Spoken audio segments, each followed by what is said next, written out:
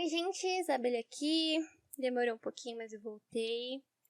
Essa semana eu vou trazer um caso bastante conhecido. Provavelmente alguns de vocês conhecem, mas para quem não conhece, vai ser um caso bem interessante. Eu vou trazer um diferencial também porque esse caso ele foi atualizado no comecinho desse ano, então eu vou trazer essa novidade para vocês. Dyatlov Pass é um daqueles mistérios que é envoltos por coisas inexplicáveis, teorias da conspiração, porque foi por bastante tempo em que o pessoal ficou em cima desse caso, então ele tinha sido reaberto recentemente. E no comecinho desse ano, os investigadores russos eles conseguiram achar uma explicação plausível pelo que aconteceu, ou o que eles pensam que aconteceu. Eu lembro que eu conheci a história desse caso através de um jogo chamado Kolat. A sinopse que eu li na época era a seguinte: na década de 50, um misterioso acidente ocorreu nos Montes Urais na Rússia. Um grupo de esquiadores em uma expedição sumiram, e apenas meses depois do ocorrido, seus corpos foram encontrados em circunstâncias bizarras. A barraca estava rasgada por dentro e os corpos espalhados pela região, alguns até descalços. Kolat, à sua maneira, mostra a verdade sobre ele pelos relatos de um sobrevivente. O incidente do Passo Dyatlov, ou Dyatlov Pass, como ficou conhecido mundialmente, aconteceu exatamente em 2 de fevereiro de 1959. Um grupo foi formado para uma expedição ao norte das Urais, em Oblast de Sverdlovsk, de início com 10 estudantes soviéticos do Instituto Politécnico de Urais em Ekaterinburg, na Rússia. Liderados por Igor Dyatlov, a formação contava com 8 homens e 2 mulheres. Yuri Doroshenko, Lyudmila Dubinina, Yuri Krivonichenko, Alexander Kolevatov, Zinaida Komogorova, Rustem Slobodin, Nikolai Vladimirovich, Semyon Zolotaryov e Yuri Yudin. Eles tinham como meta da expedição alcançar a montanha Otorten. Todos tinham experiências em escaladas, excursões de esqui e expedições em montanhas. Em 25 de janeiro, eles desembarcaram de trem em Videl e tomaram um caminhão para Visay, que era o último assentamento habitado ao norte daquela região, iniciando oficialmente a expedição em 27 de janeiro.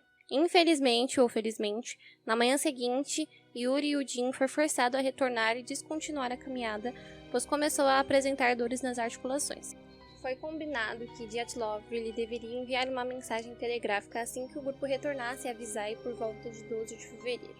Só que passaram-se dias e ninguém recebeu essa tal mensagem, só que não foi feita nenhuma comoção, porque atrasos eram comuns naquele tipo de expedição. Só que mais ou menos em 20 de fevereiro, familiares e amigos começaram a ficar preocupados e exigiram uma busca, uma operação de resgate, né? Exatamente no dia 26 de fevereiro, o acampamento ele foi encontrado abandonado. Exatamente no dia 26 de fevereiro, o acampamento ele foi encontrado pelas equipes de busca ali na região de Kolat-Siak, que traduzido para a Montanha da Norte pela língua local indígena Mansi. De acordo com fotografias, documentos e diários pessoais achados posteriormente no local pelos investigadores, a equipe ela tinha montado o acampamento no dia 1º de fevereiro, erguendo uma tenda enorme na encosta nevada da montanha. No entanto, a barraca, quando ela foi encontrada, ela estava arruinada, quase completamente tapada pela neve e aparentemente aberta por dentro. No dia 27, foram encontrados restos de uma fogueira, juntamente com os primeiros 2 corpos, descalços e usando apenas roupas de baixo. Ao longo dos meses seguintes, conforme a neve derretia, as equipes de busca elas foram descobrindo gradualmente mais imagens de terror. Os corpos dos 9 membros da equipe estavam espalhados pela encosta da montanha, alguns num estado desconcertante de nudez, alguns com os crânios e tórax desfeitos. A força necessária para provocar tais ferimentos teria que ser extremamente alta, com um dos especialistas comparando a força de uma colisão de carro. O mais esquisito é que os corpos não traziam feridas externas, como se tivessem sido esmagados por um alto nível de pressão. Outros não tinham olhos e um não tinha língua. As feridas que eram aparentes, elas não foram consideradas relevantes, o que fez com que chegassem à conclusão de que eles não foram atacados por animais selvagens. A principal suspeita era de que as mortes tivessem sido causadas pelo povo indígena Mansi, habitante da região, mas ainda assim não foram encontrados sinais de combate corpo a corpo. A análise das roupas dos corpos identificou que elas continham um elevado nível de radiação. Então, para fechar o ciclo, as investigações elas sugeriram que, durante aquela noite, alguma coisa fez com que o pessoal acordasse e fugisse apavorado da barraca, que rasgaram por lado de dentro. Eles estavam sem agasalhos nem botas e apenas com roupas leves. Eles correram em direção a um bosque a cerca de 500 metros do acampamento e se abrigaram debaixo de um pinheiro. Por causa do frio de mais ou menos menos 20 graus, eles fizeram uma fogueira. Galhos quebrados no pinheiro sugeriram que eles tentaram subir na árvore. Para escapar de alguma ameaça, não se sabe. Algo impedia que voltassem para a barraca. Os 2 primeiros morreram congelados junto ao fogo. Então o grupo se dividiu. 3 pessoas, inclusive o líder do grupo, que era o Yuri Dyatlov, tentaram retornar ao acampamento, mas pereceram no meio do caminho.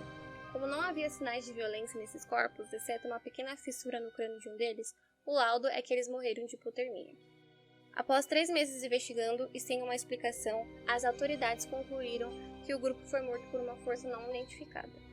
O sobrenome de Dyatlov batizou o passe, que é uma espécie de vale, onde ocorreu a tragédia. Por 3 anos, o exército proibiu o acesso ao local. Parte da criação dessas teorias foi porque o governo russo tentou encobrir o incidente. Então o pessoal ficou com uma pulguinha atrás da orelha. Mais de 75 teorias foram criadas, porém as principais delas eu vou citar para vocês agora. A teoria do Yeti. Em 2014, uma equipe de TV, a Discovery Channel, ela fuçou o caso e sugeriu que o culpado teria sido um Yeti. A principal evidência era uma fotografia recuperada do filme de uma das câmeras, que mostrava uma figura com aparência símia, mas poderia ser apenas um humano desfocado. A teoria da avalanche. A teoria mais simples é de que o grupo acordou em pânico com medo de uma avalanche e saiu correndo. Fizeram uma fogueira, mas 2 das pessoas morreram com frio. Uma parte do grupo tentou voltar e também morreu de hipotermia. E os últimos 4 foram de fato pegos por uma avalanche e depois comidos por animais. Daí os ferimentos. Teoria 3. Aliens. Cogita-se que os esquiadores tenham sido vítimas de invasores alienígenas. Excursionistas acampados na região relataram ter visto esferas alaranjadas sobrevoando o local do acampamento naquela época. Teoria 4. Armas químicas. Especulou-se que os jovens teriam sido vítimas acidentais de testes de armas químicas.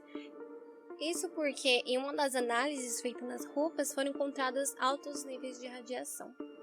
Teoria 5. Infrasom. Uma outra hipótese que foi popularizada pelo livro de 2013 de Donnie Eicher, Dead Mountain, é que o vento ao redor da montanha criou um vórtice de von Karman, que pode produzir infrassons capazes de induzir ataques de pânico em humanos. Teoria 6. Testes militares. Algumas pessoas acreditam que foi um acidente militar que foi encoberto. Há registro de bombas aéreas sendo testadas pelos militares russos na área na época em que os alpinistas estavam lá. Teoria 7. Desnudamento paradoxal. O International Science Times postulou que as mortes dos alpinistas foram causadas por hipotermia, o que pode induzir um comportamento conhecido como desnudamento paradoxal, em que pessoas hipotérmicas retiram suas roupas em resposta a sentimentos entendidos por ela como calor ardente. Como eu falei no começo desse vídeo, foram feitos novos estudos recentes que acharam uma explicação plausível sobre o que poderia ter acontecido, Num artigo publicado no dia 28 de janeiro na revista Communications, Earth and Environment, os investigadores Alexander Kuzrin, que é um engenheiro geotécnico da ETH Zurich, e Johan Galm, diretor do Laboratório de Simulação de Avalanche do EPFL, apresentaram dados que apontam para a possibilidade de uma avalanche estranhamente pequena, chamada de avalanche de placas, pode ter sido responsável pelas mortes dos 9 esquiadores. Uma avalanche de placas ocorre quando uma camada fraca fica mais abaixo em uma camada de neve. Quando se quebra, a neve comprimida no topo também é puxada ao longo da encosta. O professor Johan Galm disse que foi usado dados de fricção de neve e topografia local para provar que uma pequena avalanche de placas, ou de lajes, pode ocorrer em um declive suave, deixando poucos traços para trás. Os jovens cavaram uma seção da encosta para armar a barraca, e esse foi o gatilho inicial. mas só isso não teria sido suficiente para desencadear a avalanche, disse o professor Puzrin. O vento catabático provavelmente espalhou a neve e permitiu que uma carga extra se acumulasse lentamente. Em um determinado ponto, uma rachadura pode ter se formado e propagado, fazendo com que a camada de neve se soltasse. Galmi e Puzrin propõem que a escavação que o Dyatlov e seus companheiros fizeram na neve para montar a barraca foi o gatilho. A equipe também afirma que a avalanche pode ter sido muito pequena, o que explicaria a falta de evidências. Este novo estudo ele não tenta explicar tudo o que aconteceu em 1959, e eles afirmam que o caso do incidente do Passo Dyatlov provavelmente nunca estará completamente encerrado. E foi isso, pessoal. Esse foi o caso dessa semana. É um caso cheio de reviravoltas, cheio de teorias e muitas explicações estranhas e bizarras para o que pode ter acontecido. Como o pessoal falou ali dos investigadores, nunca vai se saber o que realmente aconteceu, né? Só quem presenciou vai saber o que desencadeou tudo aquilo. Eu espero que vocês tenham gostado. Deixe um comentário aqui embaixo, deixe o like, por favor. Eu sei que eu andei sumida, mas estou aqui de volta. Então vamos apoiar o canal. Muito obrigada pela companhia até aqui. Beijos e até a próxima.